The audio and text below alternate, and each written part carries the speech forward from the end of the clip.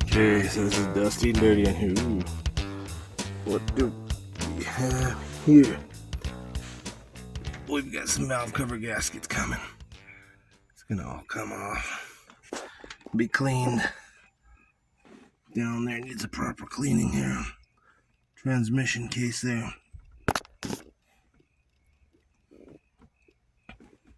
New spark plugs, new distribution cap, rotary wire, all the good stuff is gonna be replaced. Okay, so we are in the midst of a TLC run that, you know, a normal mechanic for the jobs that I'm considering doing might only take, in reality, a few hours, but it's going to be a few days at the least for me. I'm still waiting on parts before I commit to installing anything new. Obviously, the first step is to get things inspected, visually inspected, and then removed. And so I'll be in that process of that. But the first step is getting organized and cleaned up. I pulled the doghouse out, get that out of the way there.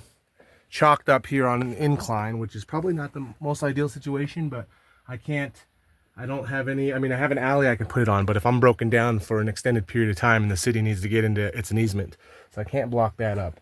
So for now, we'll do this, and we're going to drain our block, hopefully drain the radiator, reservoir, coolant as much as possible. But we're going to pull off the valve covers.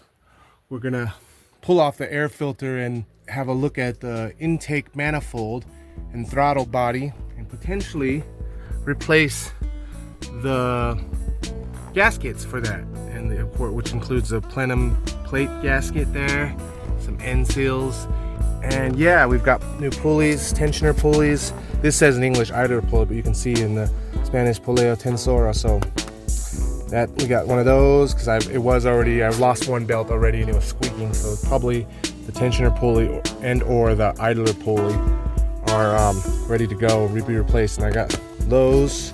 I've also got thermostat housing here. I'm waiting on the actual thermostat with a gasket there too. Once I get in there, and if it appears that the leak's coming from there, I'll be ready to replace that. But most likely I'm going to replace that anyway. It's part of the renewal process. Cap and rotor, bypass hose. This is the lower radiator hose. I ordered 2 of these, so I got another one coming. I don't need it now immediately, but I'll probably end up using it on my other van too, same year. Should work out the same as well. Let's see. I am missing an upper radiator hose and then the 2 heater core to water pump and block hoses.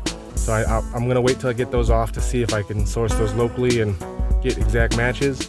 Yeah, we'll come to that later here. But yeah, potentially taking off the intake manifold, which I'm not necessarily confident in yet. I have a lot more studying and research to do before I get to a level where, yep, I'm gonna pull off that transmission cable and that accelerator pedal, just until I understand the mechanisms and confident I can put it back the way it came. You know, the rest is mostly because it's electronic. Fuel injection is a lot of wires that just gotta be pulled. And the main thing also that I'm not confident about that job, that I need to build more knowledge and awareness of, is depressurizing the fuel rail system. I'm supposed to do that as a safety mechanism.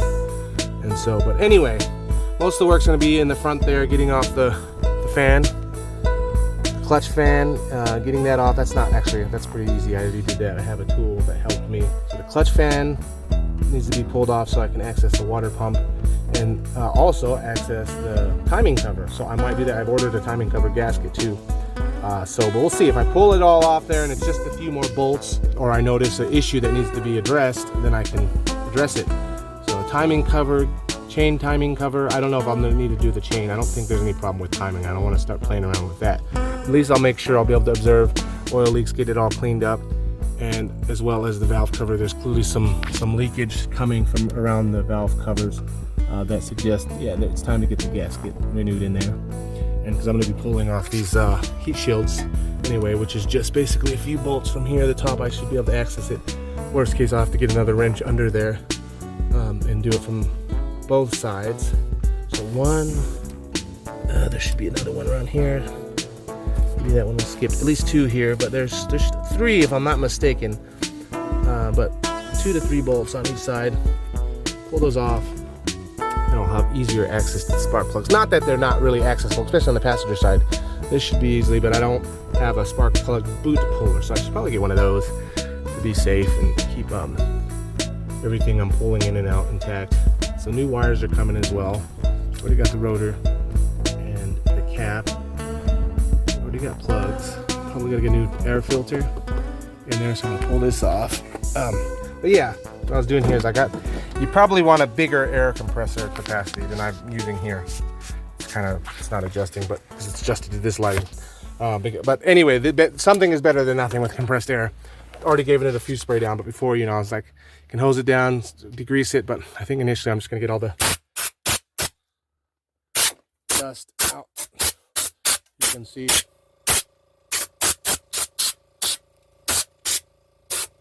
Start pulling everything, just degrease it. And also, a good thing about this doghouse is you can access the top of the transmission. So there's like a shaft shift seal that probably needs to be replaced. The fitting needs to be retightened, resealed, and also a neutral safety switch. But again, that's something more research I need to do. The connection between this transmission linkage here and the throttle body, which also has the accelerator cable. If I'm not mistaken, it'd be this one. But it doesn't look too complicated here, but I don't want to start fucking around until I really know what I'm doing here. There's a clip there that probably comes off and release tension on the cable. But yeah. Just the dust here, obviously getting all wet from going in the mud and snow and everything here, and just everything splashing kind of up from the doghouse, or just dust in general. But yeah. Pull this guy off, wing nut here. Oh yeah, gotta pull off our hose. Probably do it from the front, it's easier. Our air intake hose, we'll get that in the front. But yeah, and pull this off here. Okay, so we got that out. It just looks like two little clips there. And pull that off from this side.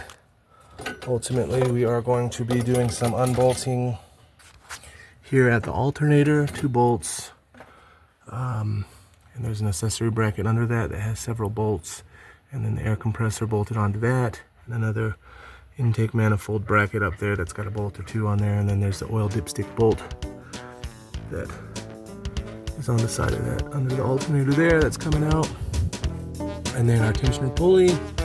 We'll get the shroud here. It's here. We're gonna drain everything first. That's what this is for. Should be straightforward. Should be. We're not going to be using this anytime soon, so let's just put it safe and secure way. Put it back here with the doghouse for now.